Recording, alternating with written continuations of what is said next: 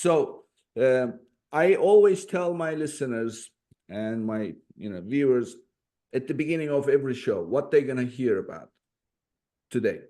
But most important, is this something that they can go apply right away, immediately after hearing everything we're gonna talk about? And this is another one of those episodes, because today we are gonna talk about spending your advertising budget in a diversified way that will get you the most results.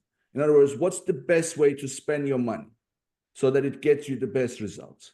Because as we record this, almost middle of 2024, you now have sponsored products that get different placements all over the place, not only on search.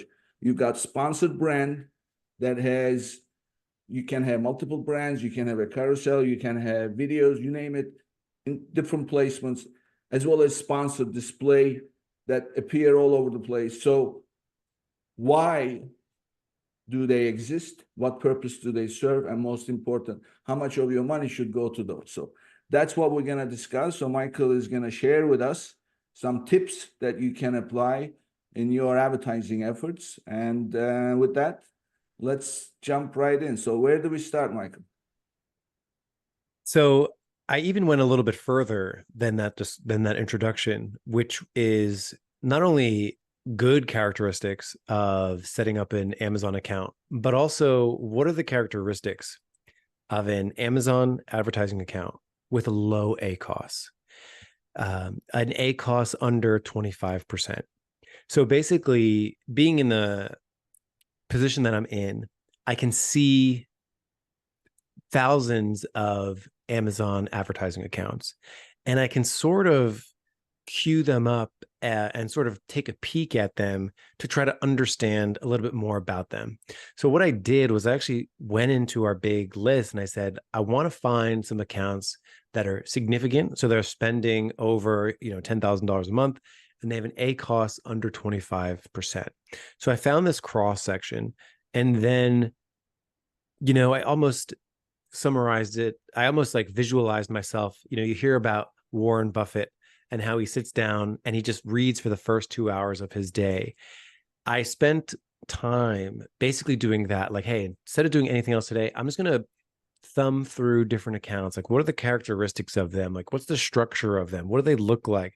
What do they do? What do they have in common? What do they have dissimilar? Like all of those things.